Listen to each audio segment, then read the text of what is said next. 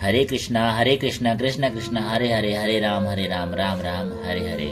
मित्रों, जैसे कि आप भगवत गीता आप प्रतिदिन आपको देखने को अथवा पढ़ने को मिलती है, उसी को हम आज कंटिन्यू करते हैं।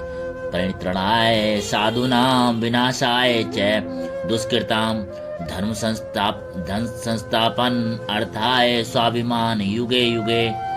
अर्थात भगवान श्री कृष्ण अर्जुन से कहते हैं, भक्तों का उद्धार करने, दुष्टों का विनाश करने तथा धर्म की फिर से स्थापना करने के लिए मैं हर युग में प्रकट होता हूँ। अर्थात भगवत गीता के अनुसार साधु अथवा पवित्र पुरुष कृष्ण भावनामृत व्यक्ति है।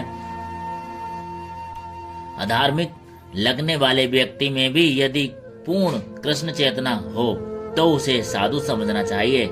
दुष्कृताम उन व्यक्तियों के लिए आया है जो कृष्ण भावनामृत की परवाह नहीं करते। ऐसे दुष्कृताम या उपद्रवी मूर्ख अथवा अधम व्यक्ति कहलाते हैं, भले ही वे संसारिक शिक्षा से विभूषित क्यों न हो। इसके विपरीत यदि कोई 100% कृष्ण भावनामृत में लगा रहता है तो वह विद्वान या सुसंस्कृत न भी हो, फिर भी वह साधु माना जाता है। यहाँ तक कि अनिर्सवादियों का प्रश्न है, भगवान के लिए आवश्यक नहीं है कि इनके विनाश के लिए उस रूप में अवतरित हो जिस रूप में वे रावण तथा कंस का वध करने के लिए हुए थे। भगवान के ऐसे अनेक अनुचर हैं जो असुरों का संहार करने में सक्षम हैं, किंतु भगवान तो अपने उन निष्काम भक्तों को तुष्ट करने के लिए विशेष रूप से अवतार लेते हैं जो असुरों द्वारा निरंतर तंग किए जाते हैं। असुर भक्ति को तंग करता है, भले ही वह उसका सगा संबंधी क्यों न हो। यद्यपि प्रहलाद महाराज हिरण्यकश्यपु के पुत्र थे, किंतु तो भी वे अपने पिता द्वारा उत्पीड़ित थे। इसी प्रकार कृष्ण की माता देवकी यद्यपि कंस की बहन थी, किंतु उन्हें तथा उनके पति वसुदेव को इसलिए दंडित किया गया कि उन्होंने उनसे श्री कृष्ण को जन्म लेना था। अतः भगवान कृष्ण मुख्यतः देवकी के उद्धार करने के लिए प्रकट हुए थे, कंस को मारने के लिए नहीं। किंतु ये दोनों कार्य एक साथ संपन्न हो गए। अतः यह कहा जाता है कि भगवान भक्त का उद्धार करने तथा दुष्ट असुरों का संहार करने के लिए विभिन्न अवतार लेते हैं। कृष्णदास कविराज कृत्य चैतन्य चरितमृत में निम्नलिखित श्लोकों के मध्य से अवतार के सिद्धांत का सारांश प्रकट होता है। सृष्टि हेतु मूर्ति प्रोचे अवतरे, से ईश्वरे मूर्ति अवतार नाम धरे। मायातीत परम व्योमे सबार अवस्थान, विश्व अवतरी धरे अवतार नाम। अथवा अवतार तथा ईश्वर का अवतार भगवत धाम से भौतिक प्राकट्य हेतु होता है। ईश्वर की वह विशिष्ट रूप जो इस प्रकार अवतरित होता है अवतार कहलाता है। ऐसे अवतार भगवत धाम में स्थित रहते हैं। जब वे भौतिक सृष्टि में उतरते हैं तो उन्हें अवतार कहा जाता है। अवतार कई तरह के होते हैं, यथात पुरुषावतार, गुणावतार, लीलावतार, शक्ति आवेश अवतार, मनमंतर अवतार तथा युगावतार। इन सब का इस ब्रह्मांड में क्रमशः अवतार होता है, किंतु भगवान कृष्ण आदि भगवान है और समस्त अवतारों के उद्गम है। भगवान श्री कृष्ण शुद्ध भक्तों की चेतनाओं को दूर करने के लिए विशिष्ट प्रयोजन से अवतार लेते हैं, जो उन्हें उनकी मूल वृंदावन लीलाओं के रूप में देखने के उत्सुक रहते हैं। अतः कृष्ण अवतार का मूल उद्देश्य अपने निष्काम भक्तों को प्रसन्न करना है। भगवान का वचन है कि वे प्रत्येक युग में अवतरित होते रहते हैं, इसलिए सूचित होता है कि वे कलयुग में भी अवतार लेते हैं। जैसे कि श्रीमद् भागवत में कहा गया है कि कलयुग के अवतार भगवान चैतन्य महाप्रभु हैं, जिन्होंने संकीर्तन आंदोलन के द्वारा कृष्ण पूजा का प्रसार किया और पूरे भारत में कृष्ण भावनामृत का विस्तार किया। उन्होंने यह भविष्यवाणी की कि संकीर्तन की यही संस्कृति सारे विश्व के नगर तथा ग्राम में फैलेगी।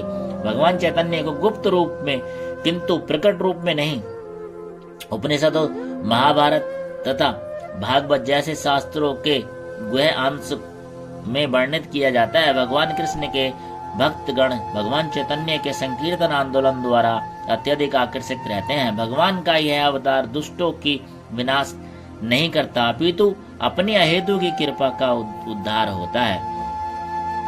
जन्म कर्म च में दिव्य में यो वेत्ति तत्वतः तत्वकुता त्यक्त्वा देहम पुनर्जन्म नेति मामे सुअर्जुन। अर्थात भगवान श्री कृष्ण अर्जुन से कहते हैं, हे अर्जुन, जो मेरे आविर्भाव तथा कर्मों की दिव्य प्रकृति को जानता है, वह इस शरीर को छोड़ने पर इस भौतिक संसार में पुनः जन्म नहीं लेता, अपितु मेरे सनातन धाम को प्राप्त हो जाता है। अर्थात छठे श्लोक में भगवान के दिव्य धाम से उनके अवतरण की व्याख्या हो चुकी है। जो मनुष्य भगवान के आविर्भाव को के सत्य को समझ लेता है, वह इस बंधन से मुक्त हो जाता है। इस शरीर को छोड़ते ही वह तुरंत भगवान के धाम को लौट जाता है। वह बंधन से जीव की ऐसी मुक्ति सरल नहीं होती। निर्विशेषवादी तथा योगी जन पर्याप्त कष्ट तथा अनेक जन्मों के बाद ही मुक्ति प्राप्त कर पाते हैं। इतने पर भी उन्हें जो मुक्ति भगवान की निराकार ब्रह्म ज्योति में तदाम्य प्राप्त करने के रूप में मिलती है, वह आंशिक होती है और इस भौतिक संसार में लौट आने का वह बना रहता है। किंतु भगवान के शरीर की दिव्य प्रकृति तथा उनके कार्यकलापों को समझने मात्र से भक्त इस शरीर का अंत होने पर भगवत धाम को प्राप्त करता है और उसे इस संसार में लौट आने का वह नहीं रह जाता।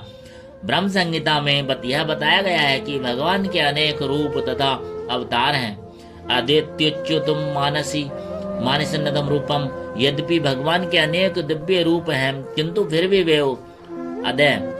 अदय भगवान हैं तथा इस तथ्य को विश्वास पूर्वक समझना चाहिए। यद्यपि यह संसारी विद्वानों तथा ज्ञान योगियों के लिए अगम्य है, जैसा कि वेदों में कहा गया है, एको देवा नित्य लीला अनुरुक्तो वक्त व्यापी हयंतरात्मा। एक भगवान अपने निष्काम भक्तों के साथ अनेक दिव्य रूपों में सदैव संबंधी हैं। इस वेद वचन की स्वयं भगवान ने गीता के इस श्लोक में पुष्टि की है। जो इस सत्य का भेद हो तथा भगवान के प्रमाण के आधार पर स्वीकार करता है और शुष्क चिंतन में समय नहीं गंवाता, वह मुक्ति की चरम सिद्धि प्राप्त करता है। इस सत्य को श्रद्धा पूर्वक स्वीकार करने में मनुष्य निश्चित रूप से मुक्त लाभ कर सकता है। इस प्रसंग में वैदिक वाक्य त्वमसि लागू होता है। जो कोई भगवान कृष्ण को पर ब्रह्म करके जानता है या उनमें यह कहता है कि आप वही परम ब्रह्म श्री भगवान हैं, वह निश्चित रूप से अविलंब मुक्त हो जाता है। फलस्वरूप उसे भगवान की दिव्य संगति की प्राप्ति निश्चित हो जाती है। दूसरे शब्दों में ऐसा श्रद्धालु भगवान भक्त सिद्धि प्राप्त करता है। इसकी पुष्टि निम्नलिखित वेद वचन से होती है। तमेव विदित्वाति मृत्युमति नान्या पंथा विद्यानाम। श्री भगवान को जान लेने से ही मनुष्य जन्म तथा मृत्यु से मुक्ति की पूर्ण अवस्था प्राप्त कर सकता है। इस सिद्धि को प्राप्त करने के लिए कोई अन्य विकल्प नहीं है।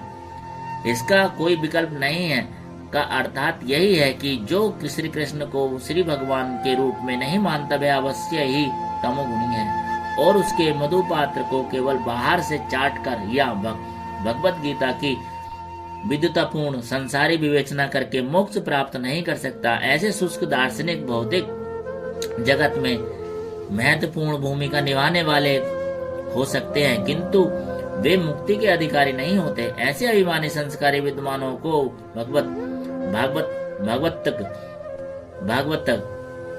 भक्त की अहेतु की कृपा की प्रतीक्षा करनी पड़ती है। अतः मनुष्य को चाहिए कि श्रद्धा तथा ज्ञान के साथ कृष्ण भावना व्रत का अनुशीलन करें और सिद्धि प्राप्त करने का यही उपाय है। शेष चर्चा आगे। हरे कृष्ण कृष्ण कृष्ण हरे हरे, हरे राम राम राम हरे हरे।